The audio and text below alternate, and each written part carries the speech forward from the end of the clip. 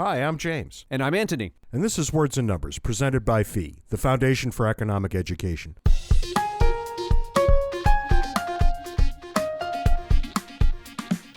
Well, it's been a weird week, Ant. Maybe you have found something interesting. Well, I didn't, but one of our listeners, Woody Woodhams, brought this story to my attention. Some people are unaware that while the president is the commander-in-chief of U.S. military forces, the Constitution grants Congress alone the authority to declare war. Fewer people still, and I was one of them until I met you, James, know that Article 1, Section 8 gives Congress the authority to declare war, but doesn't specify what form the declaration should take. Often, Congress has declared war without actually using the words, declare war. For example, the 2002 declaration of war against Iraq reads, quote, "The President is authorized to use the armed forces of the United States as he determines to be necessary and appropriate in order to defend the national security of the United States against the continuing threat posed by Iraq." End quote. In happy news, last week the House formally voted to end the war in Iraq by repealing the 2002 war declaration. Which Joe Biden probably signed, now that I sit here thinking about it for a second. He probably did, but he's pledged to sign this one when it eventually ends up going through the Senate also. Just a little bit of a nitpicky thing. That's not a declaration of war at all. A declaration of war sounds something like, "We do hereby declare war on whoever." Which is the wording they used in World War II. Yeah, that's right. And that's the last time the United States has declared war. So World War II, not Korea, not Vietnam, not Grenada, whatever that was, not Iraq, not Syria. Boy, it starts to sound like a really big, long list, doesn't it? And the War Powers Act kind of floats around in the middle of all of this.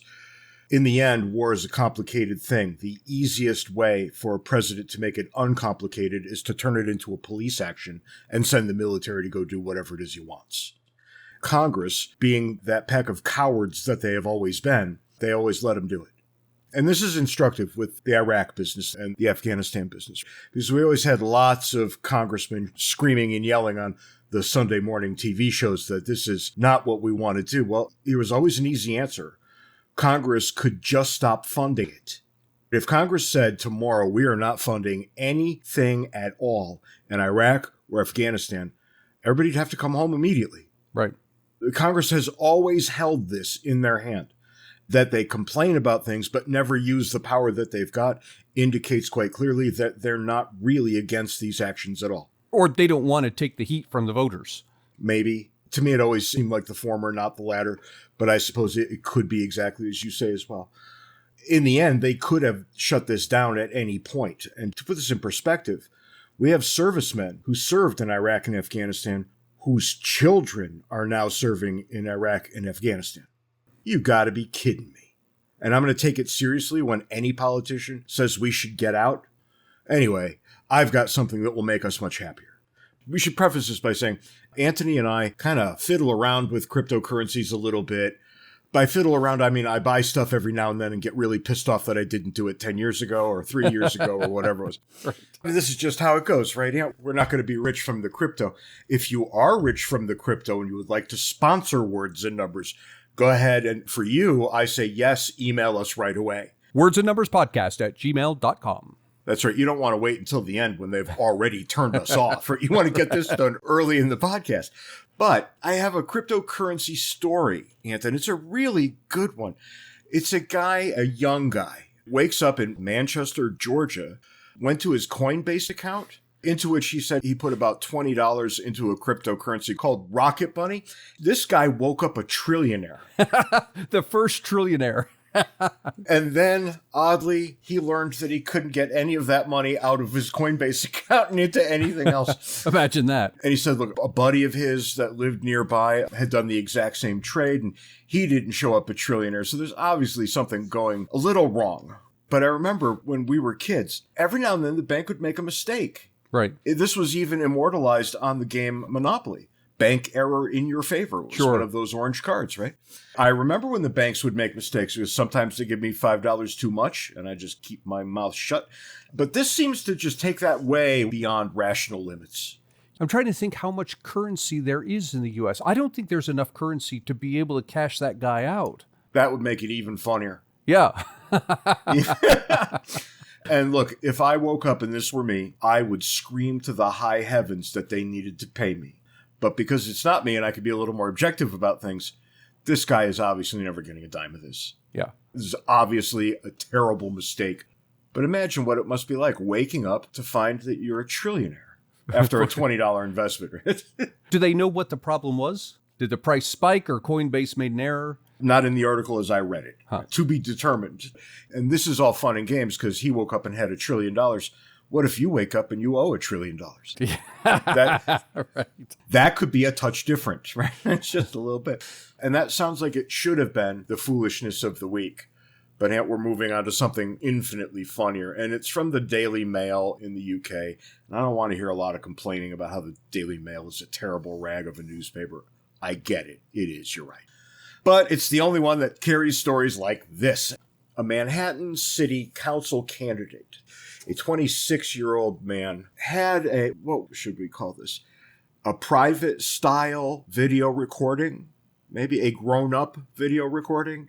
Zach Weiner was caught on video engaging in BDSM practices. Zach likes to get a spanking and doesn't care who knows about it. Because where your average garden variety politician would have dug a hole outside and crawled right in it, Zach here, oh no. His exact quote, "I like BDSM, so what?" How about that? That's like a profile in courage kind of thing. That's astounding. It's about time. I'm happy to see a politician finally say, who cares? That makes the end of it. The media doesn't. That's if right. you don't care, the media's going to leave you alone. Well, I don't know if I told you this, but somebody tried to extort me maybe 3-4 weeks ago. Did I No tell you way. this? No, huh? Yeah. I got an email. It accused me of, what was the exact phrase? Dabbling in the onan world. What does that mean? Onanism, which is, in the Bible, Onan spilled his... Good Lord. And they You got to look it up to see what they're talking about. Well, obviously, they don't speak English, and their, whatever to English dictionary yielded strange results. But yeah, I wrote back, and I said, wow, give me a link when you get that up. I want everybody to see it. Can I have copies? Yeah, Oh my God. just send me a link. My friends are going to love this. And oddly, I never heard back. A certain kind of person can't be extorted. Right. Look, I don't know if I trust a 26-year-old who's running for Manhattan City Council for much of anything. But then again, I don't know a thing about Zach except this one thing. And I think it's fantastic. It's such a great way to just take the air out of these sales. This has a name, Streisand effect. Streisand where effect, someone had taken pictures of, not of her, but of her house, of her property, and published it. No, let's stop there. That was part of a broader project to photograph the entire West Coast in a given area. They weren't really going for her place. It was just included. But she threw a hissy fit. Yep. And said, you need to take this down, and so on and so forth. And the fact is, until she threw the hissy fit, there had only been 3 clicks on the picture from her and her 2 lawyers. That's right. It was after she threw the hissy fit that all of a sudden everybody wanted to see the picture. And Aunt, I'll tell you with no shame whatsoever, I went and looked at it 10 years later when somebody said, have you ever heard, Right. have you ever heard of Right. the Streisand effect? And I said, no, I have not. I thought it would just mean, bad singing in a bad movie. No, it was something completely different. I just think it's great that this one guy put his thumb on his nose and wiggled all his fingers at people that were trying to do him a harm. Well, and remember, this is what your parents told you when you were in grade school. And the bully calls you names. What do? You laugh, you walk away. It takes the air out of it. Sometimes that works. I just think this is great. You never know what people want in their personal lives and how strange sometimes it can be. But really, who cares? If they're not hurting anybody, what business is it of anyone else? And we're right back to Jefferson, right? It neither breaks my leg nor picks my pocket. I love that quote. I do too. We should get that on T-shirts, right? Yeah. And just pass them out. But it doesn't do either of those things. And I might get a laugh at it if my neighbor came over and told me what kind of business he was into, but I wouldn't care. I just don't know why people care. But I do admire Zach. I admire him so much for this. I'm going to send him a link to this podcast next week. Right. If you like thinking about the topics we discuss here on Words and Numbers, go to Amazon.com, where you can purchase a copy of our book, Cooperation and Coercion. James and I and a group of our academic friends used to get together in the summers and give 15 or 20 lectures over the course of a week to college students on topics in economics, government, law, history, and philosophy. We haven't done so in a few years and missed each other. So last week, several of us got together for the weekend. James couldn't join us because it was his anniversary. James Stacy Taylor also couldn't join us because, having survived the COVID pandemic, he went out and contracted Lyme disease. Oh, so much for gentleman farming for James Stacy Taylor. We have to have James Stacy Taylor on to talk about his exploits with farming. Yep, that would be good. James Stacy Taylor has been on Words and Numbers before. He's a philosopher, and he has a farm in New Jersey where he raises chickens. I've seen the chickens. I've been there, and I don't know what else he has, sheep or goats or something. But if you can picture in your head an academic philosopher running a farm, that's exactly James Stacy Taylor. That's right. And apparently, in addition to the goats and the chickens, you've got ticks, because that's where you get the Lyme disease. Right, it's got ticks as well, right. But Clark Neily, Rob McDonald, Howard Baetjer, and I gathered outside of Washington, D.C. and spent the weekend talking about interesting things. I put a mic on the table so we could share these great conversations with our listeners. This week's episode is some of what we discussed. Can we just take a minute and introduce yourselves so the listeners can recognize your voice, just a sentence or two, who you are, what you do? I'm Rob McDonald. I teach history at West Point. I'm Howard Baetjer. I teach economics at Towson University. I'm Clark Neily, and I'm Senior Vice President for Legal Studies at the Cato Institute. And hopefully you'll recognize their voices from other podcast episodes. All three of these gentlemen have been on Words and Numbers. So here we are sitting. We got together for a weekend just as old friends to sit and talk about things. So we thought we'd turn on the microphone and share some of the really good conversation that's been going on. So when I hear people saying the police aren't supportive, my reaction is oftentimes like, okay, well, implicit in the way you put that is that police deserve to be supported, but they're not. And it's entirely, I think, reasonable to say, before we start talking about whether communities support the police, we should be talking about whether police have sufficiently cleaned up their act that they are entitled to be supported. Okay, but what I was asking is really a separate question. And maybe this is an objective fact. Maybe we have numbers of arrests that have taken place in the past 12 months or thereabouts. But, the charge that you sometimes hear is that police are not policing anymore, right. That they are, ignoring incidents and trying to avoid contact with people in part because they fear that they will get into some sort of situation and that it will get them in trouble in some way, and it's just not worth it. So there's probably some of that going on, but of course that can also be a very self-serving behavior, where essentially what they do is they pull back, crime goes up, and then they essentially say, the terms on which we will go back to doing our jobs are that you go back to treating us as if we deserve your respect, which we haven't actually earned, but what we're going to do, because you haven't been treating us with respect, is we're going to pull back, stop doing the jobs we're being paid to do, so that your suffering goes up, crime goes up, and you suffer from the fact that we're no longer doing our jobs. It's extortion. It's a kind of extortion, right? And so the condition of us coming back on the job and doing the job we've been paid to do is that you have to go back essentially to licking our boots. Is there evidence of that? I mean, you're really kind of questioning motives there. I mean, is there evidence that that's what police are up to? Because it would seem to me that if I were an officer, I would not be supported, or that I was walking on a knife's edge in having interactions with people who might be committing crimes or what have you, or that it's not worth it because they're going to be let out without bail the next day. Okay, so if that it would be a much simpler calculation for me to simply say it's not worth my time, than instead to jump to the conclusion that you're proposing, which is to say, I want to be part of this larger movement that is going to allow crime to rise so that police can have a better deal. No, I think it's much less sophisticated than that. So I want to ask you a very precise question. What is it that you think they're pulling back from? Like, if I go into this situation, I might get in trouble? Yeah, I would think it would be a host of different things. Certainly concerned about if they ended up in some sort of altercation or, you just can't predict how a certain situation. No, but I want you to unpack this. Concerned about what? Well, that they would try to arrest someone and the person would resist arrest, and that whatever techniques that they would use would be interpreted as being, police brutality. And then, the mayor of their city would fire them the next day, and maybe they would face criminal charges. Okay, so this is where it gets preposterous. This is why I propose the alternative as being probably more explanatory. Okay. Take just one example. Have you seen the video of the police who were in formation marching down the sidewalk in Buffalo going to break up a protest, and that 75-year-old got in front of them? Do you remember what they did to him? I haven't seen the video. One of the police officers pushed him back off his feet. He fell back, cracked his head so hard that he was bleeding out of his nasal cavity, and they walked right past him. Not one of those officers was disciplined in any meaningful way. That is the reality of American policing. The idea that you're going to get into actual trouble because you handcuff somebody in a particular way, you used force when maybe you shouldn't have or whatever, is a fantasy. What about it happens once in a while, but it's like getting struck by lightning. I think that's helpful and well said. But what about the issue of, it's a little bit like the FDA bureaucrat who holds something off the market. He's worried about getting hassled. So is it possible that police know they're not going to get fired? Right.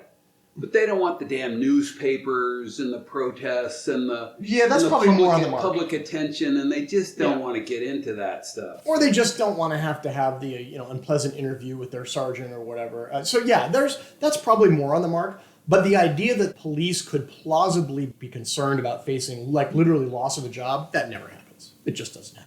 Well, it happens in the extreme case like Derek Chauvin. Yes, he did lose. When they have been caught on video and people are baying for blood, but even then, it's all because that incident in Buffalo where they pushed that guy over and busted his head open, people were baying for blood. They wanted scalps, and nothing happened to those cops. And it took 5 years to fire Daniel Pantaleo, who was the NYPD guy who used an illegal chokehold and killed Eric Garner on video. It took 5 years for him to lose his job. So I'm not saying that it's inconceivable that it's on their minds, but I just don't find it plausible that look, I'm afraid if I go out there and make that arrest, it could get caught on video and I could be out of a job tomorrow. Let me ask it the other way. Are there instances in which something like this has happened? It has not garnered media attention, and yet the whatever you call the upper management of police have identified it and said, this guy did something wrong and now we're going to fire him. In other words, the police were proactive. Well, I'm sure it has. But is that a hallmark of American law enforcement? No way. But when you say American law enforcement, I'm concerned that there's probably a tremendous range. It's benign and friendly and so on. But we have a decent sense, Howie, of where the medium is. Okay. Of where the sort of I don't know the median, just call it the median, And the median is very, very low accountability. So I know I'm kind of militant on this issue, but I do think this is one area where the protesters basically have it right. They may overdo the numbers, and the idea you're going to get shot and killed the next time you pull over by a cop is not plausible, right? But they are definitely being serially mistreated by police. So this is I'm sorry, it's your show. Sorry, no. And Howie, you started us off with an interesting topic and I would love it's a topic that I selfishly would like to hear discussed by this group that I have respect for. So I came down here hoping to open up this topic, and that is, how is the problem, I assert it's a problem, of the indebtedness of the United States government likely to play out? Biden is talking about more spending, deficit spending, than he's probably going to be able to get away with, but it's been huge in the coronavirus reaction. The government debt, which is the sort of accumulated deficit, as a percentage of GDP is way up. I heard a wonderful podcast with Glenn Lowry and Larry Kotlikoff in the last week, and Larry Kotlikoff is clearly worried and very persuasive about that. But I see no concern among our politicians about it. The United States government is borrowing more and more and more. I don't think it can go on. I'm not sure ultimately they're going to be able to pay it off. Are they going to monetize the debt, as we economists say, that pay debt back with new money, which would mean inflation? I'd like to know what you guys think may happen. How the hell is this going to play out? Because there's that wonderful comment somebody said, if something can't go on forever, it will stop.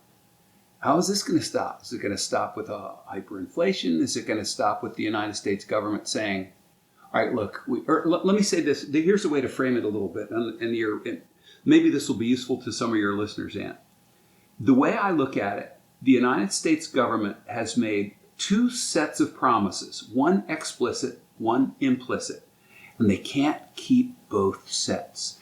The explicit promise is to the people who have bought bonds from the Treasury, says, if you will lend us money by buying these bonds, then we will pay you back with interest as the bond specifies.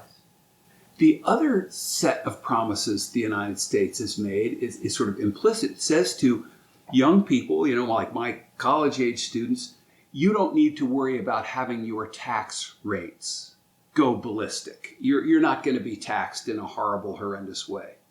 But as I understand it, the set of promises of paying off that debt, especially when you count in the unfunded liabilities of Social Security and Medicare, those promises cannot, by the arithmetic, be kept without horrendous rates of taxation or dreadful money creation, which will mean inflation. And so I'm wondering, are we headed for a crack up? Is it avoidable? Is it inevitable? The last thing I'll say is I've worried about this for decades, and the decades have gone by and everything seems fine. So maybe I'm full of baloney. And I would like to know what you guys think about this, because certainly the debt rates are going worrisomely high. I think they're at World War II levels as a percentage of our economy. Yeah. And a lot of that was inflated away. But when you put it that way, Rob says, well, if we're only at World War II levels, why do we worry about it? Because we managed to come back from the World War II levels fine. Yeah, but World War II only lasted for 4 years. Oh, but there's another thing. World War II, the debt that we're thinking about from World War II was explicit on-budget debt that we're talking about, right? But does the distinction matter? When people say, look, we came back from the World War II debt fine, that debt was much smaller. That was the whole debt after World War II. But the on-budget debt that we talk about now is... Meaning debt not counting Social Security borrowings. Yeah, is smaller. So in other words, if you count the unfunded liability of Medicare and Social Security, we're way larger than the World War II debt, aren't we? Or am I... Well, no, hang on. There's three things. There's the on-budget, the off-budget, and the unfunded liabilities. The on-budget is what the federal government has borrowed from sources other than Social Security. Off-budget is what the government has borrowed from Social Security, and then unfunded obligations are promises the government has made that it can't keep. All right, good. Let me make sure, let me get this from you, Ant, because the comparison with the World War II debt, I think, is very instructive for us. As I understand it, we are now at levels of debt to GDP that are like the World War II levels. But what that counts is only the on-budget debt. Is that correct, or is that wrong? Yeah, that's probably right, because I know that if you count on and off budget, we're well in excess of World War II. Okay, so if you count on and off budget and you count the unfunded liabilities. Oh, unfunded liabilities are orders of magnitude beyond. So what that means is the actual real promises made by the U.S. government relative to GDP are way the hell larger than they were after World War II. Oh my God, yeah, that's like 700% of GDP. Yeah, right. Yeah. And I would leave that off the table simply because, not to indicate that it's not important, but rather it's not even necessary to make the argument that we should count it. You can just stick to what the government has legally borrowed, the on and the off budget. And you've already made your argument. I think we're at now 130% of GDP. I'm with you there. But the Social Security legislation says that once this trust fund, which is an accounting fiction, once that's used up, and I think that's just sort of the drawing down the numbers on the books, right? Then I think by current law, not that won't change it, by current law, Social Security payouts must be reduced by some substantial percentage. Isn't that right? I don't know if that's the case, but one of two things is going to happen. Either you're going to have to reduce the Social Security payments, or you're going to have to increase payroll taxes, or a combination of those two.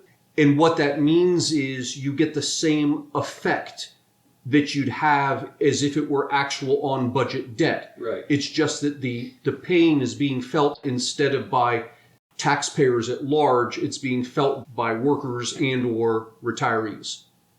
But you can't get around the fact that somebody's got to pay this bill. Mm-hmm. So that brings me to, I'm going to ask Rob. I mean, we were in this position once before under the Articles of Confederation. Is that correct? The original continental money ended up being worthless? Essentially, yeah. So what happened? Well, the Constitution was ratified, and one of the first things that Alexander Hamilton did as Secretary of the Treasury was to come up with a financial plan that would assume it wasn't just a national debt. There were states that had Revolutionary War debts. So Hamilton's idea was, let's take on all this debt as a nation, and then let's come up with an enhanced mechanism for getting revenue and gradually paying the debt off. And this would basically give foreign nations confidence in our ability to pay our debts and give them confidence to loan us money in the future if we needed it.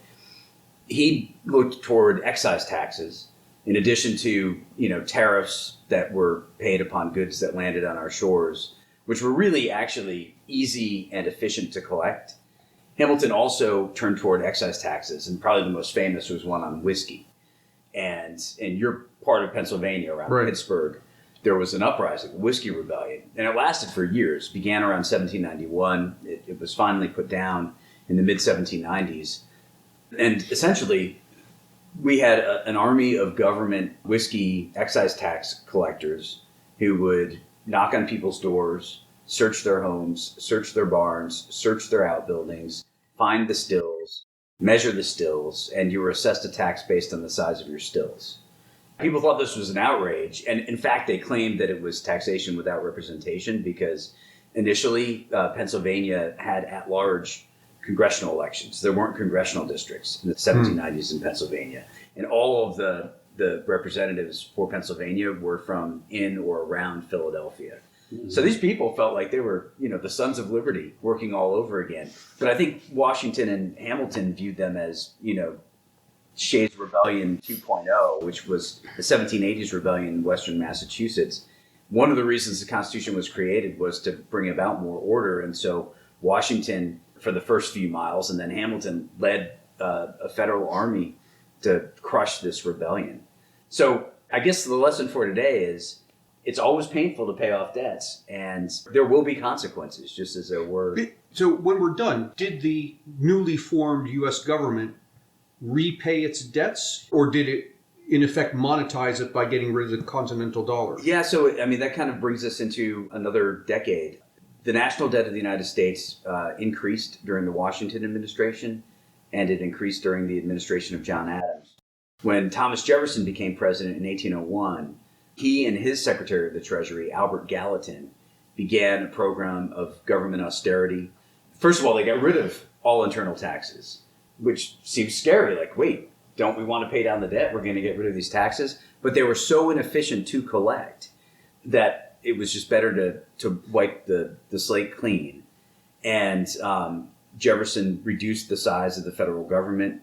He slimmed down the military. He had a big splurge with the Louisiana Purchase, which was $15 million. That was a lot of money back then. But the government was tightening its belt. The economy was growing. Every year he ran a surplus. And by the end of Jefferson's second term, 37% of the national debt had been paid down. And eventually, by the administration of Andrew Jackson, using these Gallatonian, if I could use that word, policies, our national debt had reached zero. And if I can interject something for the listeners, that kind of austerity Rob talks about is a perfectly persuasive way to take care of this problem I'm talking about and avoid the crack up. If the government would stop wasting so much money, stop spending so much money. Yeah, well, we could take care of it that way. I just don't have a lot of confidence. Yeah, and it doesn't take that long. Yeah. By the numbers, it's something like if you cut the government 10% and freeze spending for the next 6 years, you're at a balanced budget. Yeah. So this is not hard. Yeah. And a missing ingredient of my description of what took place during Jefferson's presidency and Madison's as well and others is that there was a tremendous amount of economic growth. And I think, for today, we need to make sure that pro-growth policies are in place and that the things that are acting as balls and chains against, around the ankles of the economy, those chains need to be cut. Yeah, and by the economy, you mean entrepreneurs, innovators, investors. Is Let them be creative without asking permission. But also without asking for their losses to be subsidized, right? The way we saw with the 2008 downturn. That's a really pernicious development, I would say. And in some sense, and maybe one of the things that we've lost is that kind of grown-up attitude, right? That if I'm going to go out and take risks and try to earn a profit and expect to reap the bulk of that reward, I have to be willing to own the losses as well. And I'm not confident that we as a people are as mature maybe as they used to be, or as willing to take ownership of those kinds of decisions. And so everybody loves to reap the benefits, the profits, right? But we've gotten, I think, increasingly adept at socializing our losses. The Constitution, properly understood, contains significant hoops and hurdles that makes it difficult for the government to favor big business or to engage in a lot of constituent servicing and bailouts, subsidies, right, things like that. But we're not really living under the Constitution anymore. We're living under a kind of a Supreme Court watered down version of the Constitution in which the federal government really doesn't have any significant limits on its power. And the idea of enumerated and therefore limited powers is antiquated and kind of a thing of the past. And so a lot of the problems that we're experiencing right now, we wouldn't be in this place, right, if we didn't have a federal government that had been so empowered and so enabled in many ways. And I'm not an economist, I'm not a historian, so maybe I should stop there, but I am a lawyer, so I won't. One of the most encouraging things, I think, is the shape of the curve that graphs the increase in economic prosperity over the last couple hundred years. Yeah. Right? And I forget what the figure is, but we're something like 40 times better off or 40 times wealthier per capita, at least in developed countries, than a couple hundred years ago. And I take to heart what you said a moment ago, Howie, about things that cannot go on forever won't. But it's not, I would say, obvious that it's impossible for this prosperity curve to continue in some sense. So Ant, on our return from the Udvar-Hazy Museum, the Smithsonian Museum, mentioned fusion. Fusion would take care of all these problems overnight. Now, is that anywhere on the horizon? I don't know. Nobody knows. But if that's something that's feasible within the next few decades, then all of this is beside the point in some sense, I think. But that's like, doing your retirement planning and incorporating a significant amount of lottery tickets into your retirement planning. It's not something a sane person would do. Winning lottery tickets. Winning lottery. Well, but I'm saying you don't buy lottery tickets as part of your plan. But, is it reasonable to suppose that gains in efficiency and prosperity and wealth may continue? It is, I think. I don't think you'd want to bank on it, but it's entirely possible. That is a possible solution. And I would say that one of the most important things at that point is, can you plausibly present yourself as the country where the most productive people who have got ideas that will generate immense wealth want to locate themselves, right? And I think for the period between at least the end of World War II and, let's say, the 2008 downturn, there was no question that America was one of the 2 or 3 countries in the world where you'd want to be located if you were that person. I think a big question is, can we continue to be that country going forward? I'm not confident that we can the way we've been behaving the last 10 years or so. But if we are on a continuing trajectory of increased prosperity and we can continue to attract productive people who innovate and generate wealth, then that may take care of some of these problems. And the question, I think, and it's a real question, is whether we will be able to continue to credibly represent ourselves as a place you would want to go if you were one of the most productive people on the planet. And you had a guest on a few weeks ago who ended up in Canada. Super fan. Yeah. Right, yeah, and he ends up, he comes from Pakistan, fleeing the oppression there, ends up in Canada, employs whatever it is, 300 people, an entrepreneur and this like sort of thing. Chain of car dealerships, I think. Yes, chain of car, and ends up in Canada because our immigration laws are so restrictive. Because U.S. immigration laws. Because U.S. immigration. So we could have had him. We could have had him. Yeah, that's my point. Yeah. And you mentioned going to Udvar-Hazy, the aircraft museum, and we're walking around there, seeing aircraft from the days of the Wright brothers up to the space shuttle Discovery is sitting right there. And noting that it was, 80 years? Less between those two things. Over the course of whatever that is, it's a couple of generations. We go from no air travel to being on the moon. And if you think about just in the recent past, over the past 40 years, we've gone from basically no computers to everybody's got a computer in their pocket and they're connected to all computers all over the rest of the planet. And when I see that, if I can picture that same kind of development over the next 40 years, yeah, I'm less concerned about our 30-odd trillion debt or whatever the number is. But as you say, Clark, you're not going to see that kind of growth if we restrict the private sector the way we've been doing. I think of it a little... go ahead, Bob. Well, I was just going to say, yeah, and you have to make sure that the growth of the debt doesn't outpace the growth of the economy. Right. And in the past, 15 months, we've been spending like drunken sailors. Yeah. And I feel like that's not entirely fair to drunken sailors. I think you're right. Any drunken sailors out there, I apologize. Because they run out of money eventually. I do. Go I back to the apologize to ship. drunken sailors. I mean, and it's not as if we were starting from like this fiscally, sound baseline. We had basically gotten used to $1 trillion annual budget deficits, and now we're at least doubling that. Well, see, I think that's the thing, that politicians realize that voters have become tolerant of that. And so that's why we're seeing them. If voters were throwing up their hands saying, what are you going to do here? It would be a different matter. This is all very helpful.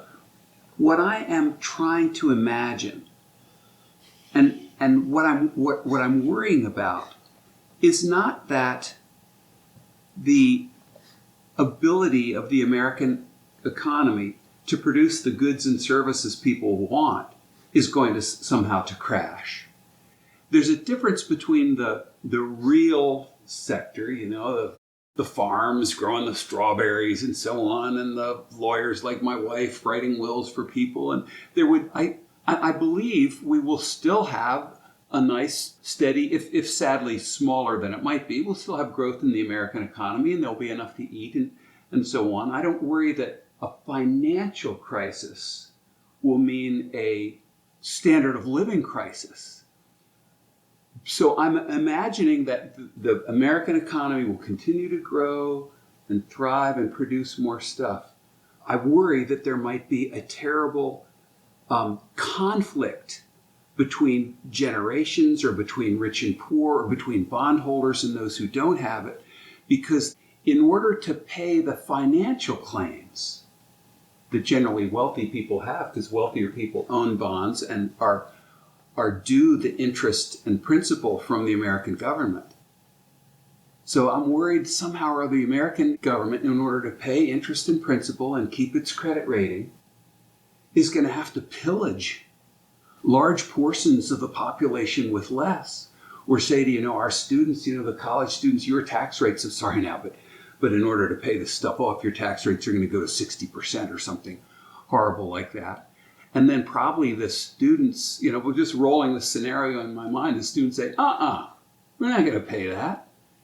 And so then the government turns around and says to the bondholders, it looks like we're not really going to be able to pay you all. We're going to have to default on some of this debt.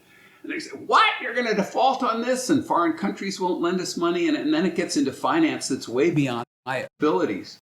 But I worry about a crisis not in our ability to produce goods and services, but a crisis in the transfers or the inability to keep the promises. Some people are going to get screwed because they're going to be expecting to have wealth and income that they don't have because the tax man is either going to take it from them, or it could be that a lot of older people looking for Social Security are going to be told, sorry, you're not poor, so you don't get any.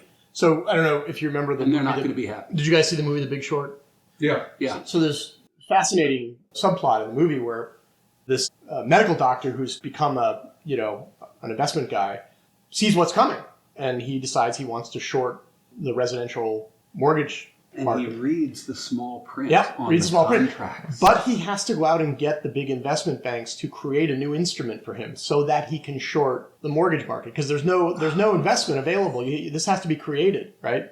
So I've been toying with the idea for years of would it be possible to create an instrument that would enable you to short the rule of law, to bet on the government reneging on its promises and make money now, right? And enter into bets with people who think that the government will honor its promises. Oh, that's fascinating. But you think they won't, and so you can short the rule of law. You can short basically say to people, okay, if you think you're going to get the return that the government promised you, I think you're a chump and I will take that action. And I don't know if it's possible to create that kind of an instrument, but I think I might be pretty interested in it if it were. Yeah. Because if there's a bunch of people who think that they're, I mean, I'm sure we've all received the statements from the Social Security Administration telling you what your projected benefits are going to be. Yeah. I would welcome the opportunity to, I mean, as I'm sure most rational people would, there are probably some people in the country who think they're going to get that money. I'm quite confident we will not. And I would love to be able to find a way to bet against those people. You'd have to write the agreements. You'd have to write the contracts or the instruments in ways that would recognize that inflation is also a default. Yeah. Because you're not paying back the same value you promised, paying back the same number of dollars, which can only buy 6 eggs instead of 12 now. That's all the time we've got this week on Words and Numbers. Be sure to join us next week when maybe even I can be a part of a conversation. Until then, you can follow us on Twitter. The handles are in the show notes. You can join our Words and Numbers Backstage Facebook group where the conversation continues, and you can also send us email, wordsandnumberspodcast@gmail.com. And until next week, all I ask, literally all I ask, I want you to do one thing this week. Get out there and try to be nice to each other. Oh, no, I've got 2 things I want you to do this week. First, be nice to each other, because that's more important than the second thing. Second, go get a look at my YouTube channel. I think we've got 5 videos up now, and you might be able to dive in and have some fun. Until next week, and see you later. See you next week, James.